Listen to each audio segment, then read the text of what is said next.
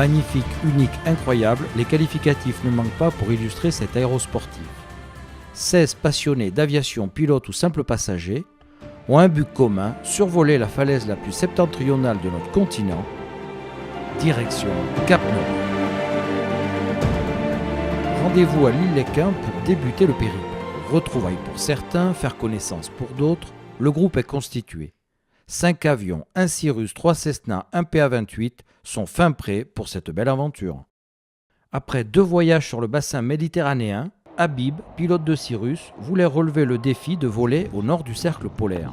Exactement, c'est moi qui l'a proposé pour faire un petit peu différent des autres années. Et Patrice, il a accepté et apparemment il a trouvé pas mal des gens qui se sont intéressés. La mise en œuvre d'un voyage au nord de la Norvège n'est pas simple. Plusieurs mois de préparation sont nécessaires pour établir une boucle de près de 3500 nautiques. Il faut savoir que pour 1 heure de vol, on a passé au moins 10 fois ça en termes d'organisation au sol. On a commencé à réfléchir au voyage en février. Là, on est en août. On a eu une idée précise des tracés courant avril. C'est là où on a commencé à s'intéresser de près à toutes les destinations, l'essence, les longueurs de piste, les déroutements, parce que certains terrains étaient intéressants, mais on n'avait aucun déroutement sympa ou refuelé en cas de problème à l'arrivée. Plus on monte vers le nord de l'Europe et plus l'essence se fait rare, donc les choix sont limités. La réception des cartes aéronautiques, pour ça il faut attendre la mise à jour des cartes 2016, c'est arrivé courant juin. Donc à partir de juin, on a commencé à faire tous les tracés, à confirmer avec les logiciels, l'ordinateur plus les tracés papier. Premier briefing, première recommandation, on déroule l'étape du jour. Aujourd'hui, 550 nautiques entre Lille et Kristiansand en Norvège. 6 heures de vol avec un avitaillement à Sylt en Allemagne.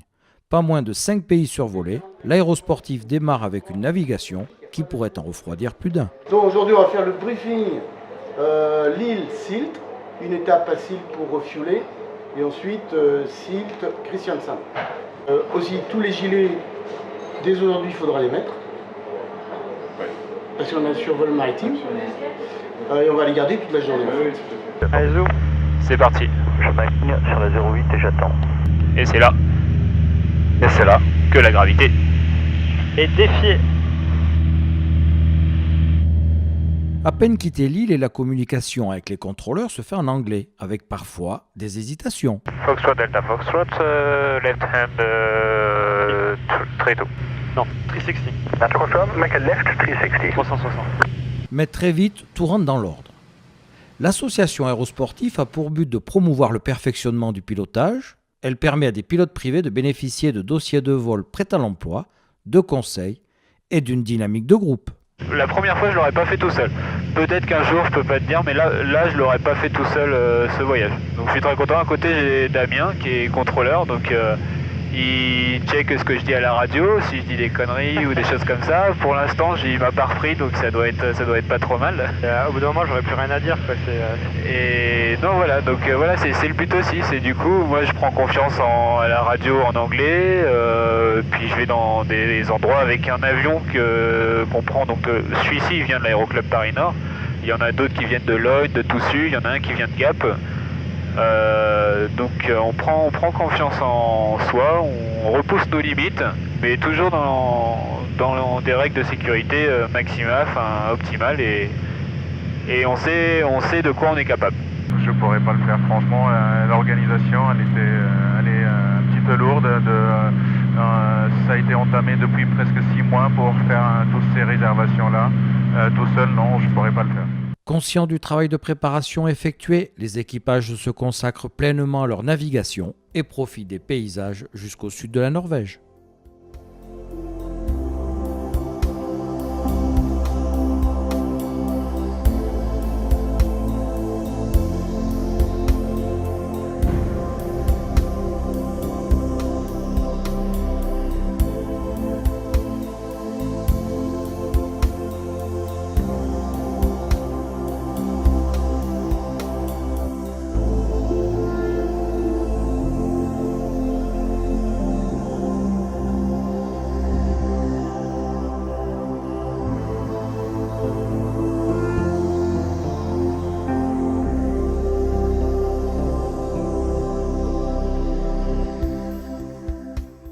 après 6 heures de vol, arrive à Kristiansand sur les côtes sud de la Norvège.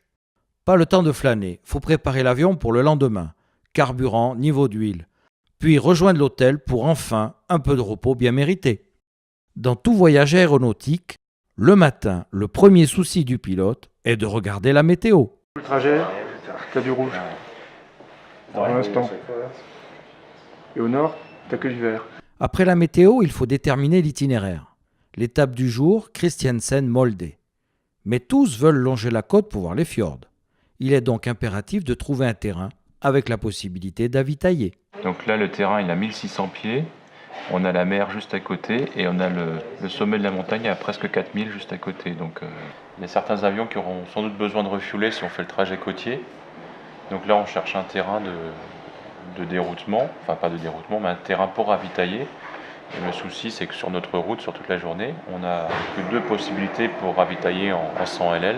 Donc c'est Stavanger qui est vraiment très proche du départ, ou alors Bergen qui est au milieu. Mais comme c'est un terrain où on va avoir beaucoup d'avions et d'aviation commerciale et que c'est la saison touristique, on risque de devoir attendre s'il faut attendre un camion pour avoir de l'essence. Rendez-vous à l'aéroport, petit rituel du matin, la visite pré-vol. Les passagères nettoient les verrières pour ne rien perdre des paysages survolés. Vous trouvez que c'est des tâches féminines ou alors c'est les pilotes qui devraient faire ça? Moi je trouve que c'est des tâches typiquement féminines. Laver les carreaux c'est pour les filles. Voilà. Piloter c'est pour les garçons. J'ai dit que c'est vraiment C'est ça qu'il fallait dire chérie. Dis que c'est très difficile de piloter. Mais c'est très très difficile de piloter. Donc c'est vraiment pour les garçons. Parce que nous on comprend pas tout. Donc nous on fait les carreaux. Les avions fin prêts, il est grand temps de décoller. La beauté des paysages norvégiens tient toutes ses promesses. Dans la même image, on peut voir la mer, la montagne, les glaciers, les lacs. L'avion est alors l'outil idéal pour enfin admirer Dame Nature.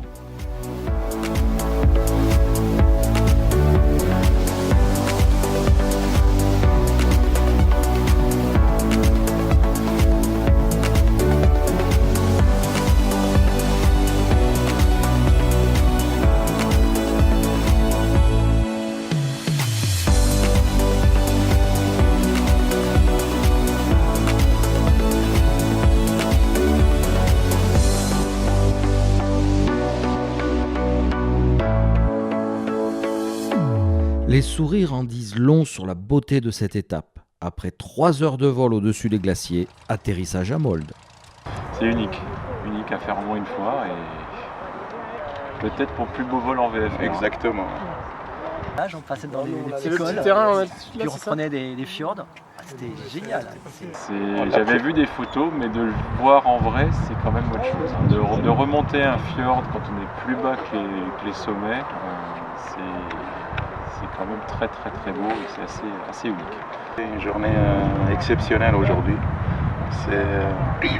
C'était un peu stressant ce matin parce que vu la météo elle n'était pas terrible, mais après tout s'est arrangé et la vue elle était magnifique de là-haut. On a pris plein de vidéos, plein de photos. Les étapes se suivent mais ne se ressemblent pas. Après les sourires de la veille, la météo du jour paraît plus délicate. Quand est-ce qu'on va pouvoir partir et comment on va s'arranger pour éviter le mauvais temps? Les nuages s'arrêtent à peu près un tout petit peu au nord de notre position. Donc si on part avec un petit plafond, rapidement ça va se lever. Et arrivé à Bodø, on aura un ciel bleu magnifique. Le plafond se lève et la décision est prise de décoller pour Bodø. Inspection des machines, mise en route. Et au final, 3 heures de vol au-dessus du massif côtier, où le paysage norvégien est toujours aussi surprenant.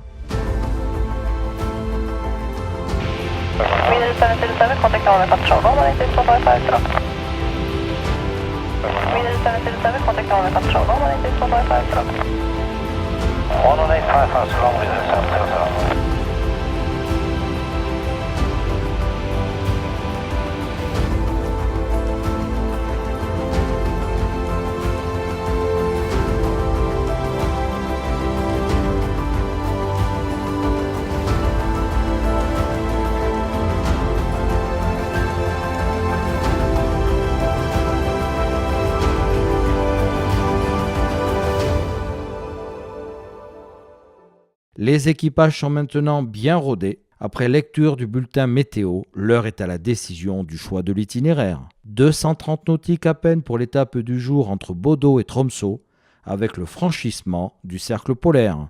Un parcours très touristique, avec notamment le survol des îles Lofoten.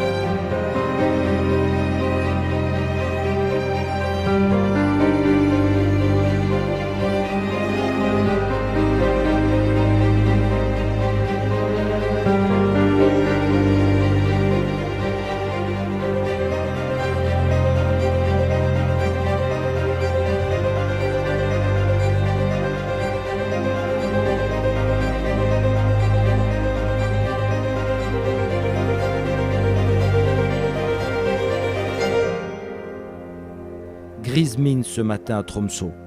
À ces latitudes septentrionales, la météo peut s'avérer peu propice pour effectuer le vol sur le Cap Nord. On a un flux d'ouest. La mauvaise météo risque de rentrer à l'intérieur, ce qui fait qu'on n'est pas certain de pouvoir revenir sur le trajet.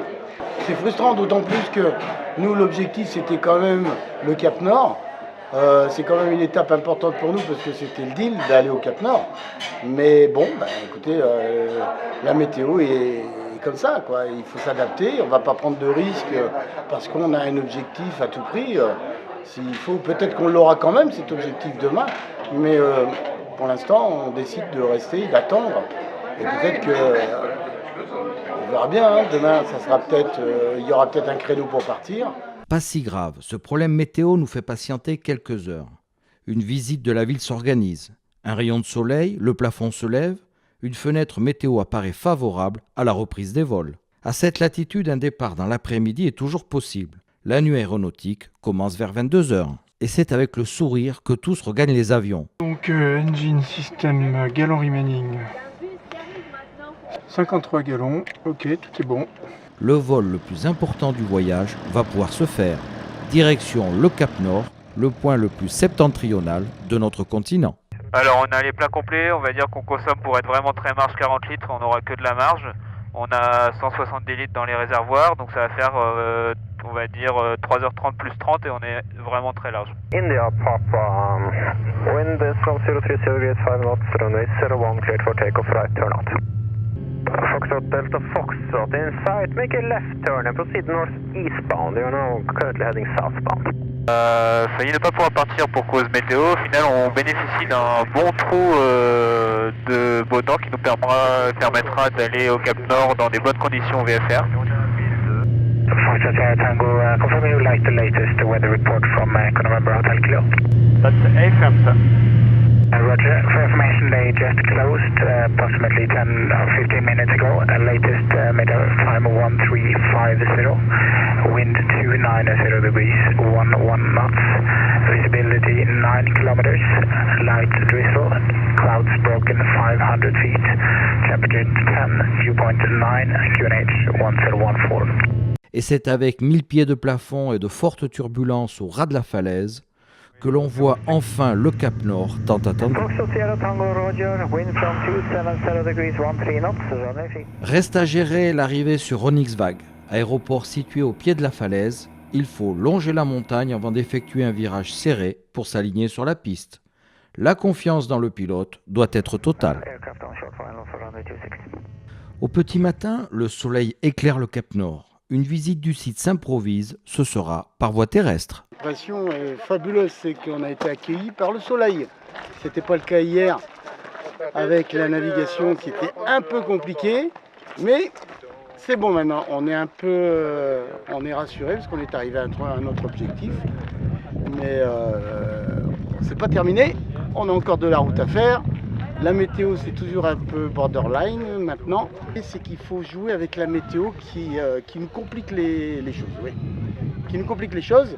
On a l'avantage d'avoir beaucoup de survol de mer, ce qui nous permet de rester toujours en sécurité par rapport, on n'a pas trop d'obstacles.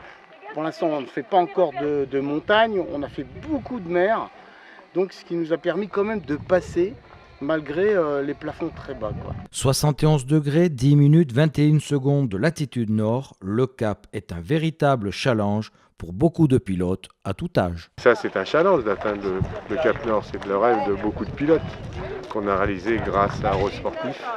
Donc, faut remercier toute l'équipe. Enfin, ça a été un voyage magnifique, exceptionnel, qu'on n'aurait pas pu imaginer, avec une ambiance sympa.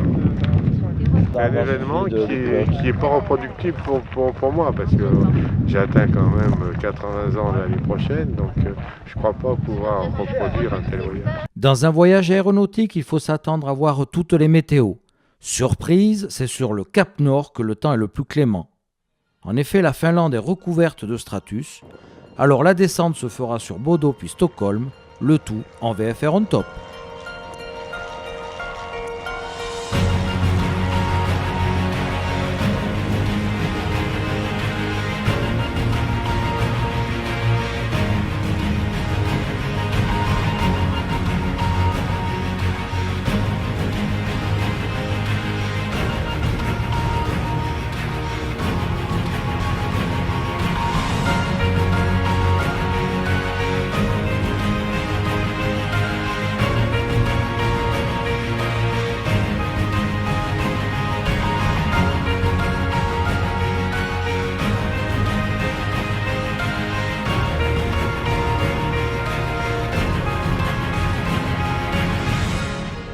L'expérience acquise au cours de ce voyage aérosportif paraît très importante au regard des pilotes. Ça apporte beaucoup d'expérience, ça apporte de voir d'autres choses différentes qu'on a en France, de faire des longues étapes, de faire des échanges de connaissances avec d'autres pilotes, plein de choses. Ensuite, là, le Cap Nord, c'est-à-dire qu'on n'est pas plus au nord de l'Europe continentale. Ça fait un peu quelque chose, un peu une petite émotion. En tant que pilote privé, oui, je pense que c'est quand même un peu quelque chose de, je sais pas, hors du commun, en tout cas exceptionnel, je sais pas, mais hors du commun, oui.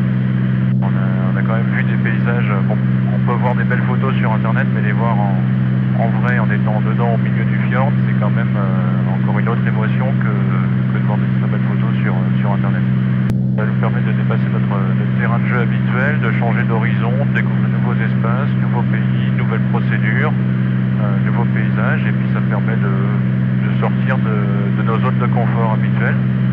A priori, donc c'est la 30 en service à Bromma, et il faut peut-être rentrer par le point un peu plus au sud qui s'appelle Alpnas, d'après la carte d'approche à vue quand tu es en 30.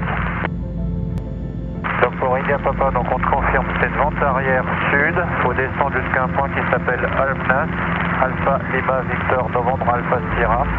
Ensuite il y a un autre deuxième point qui s'appelle Kungslat, je ne sais pas trop comment tu prononces. Et ensuite il y a Björn Holmen qui est l'attente.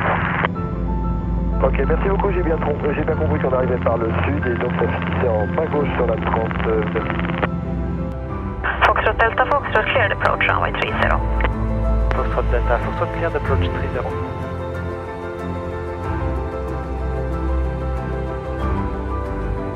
Stockholm Control 130, 325. Sinon je sens très bien. Start approach, clear Australia Tanzania, 4 solo, 3000 feet, Scope 0263, Broughton Saints, right, Tango. 8 to tango.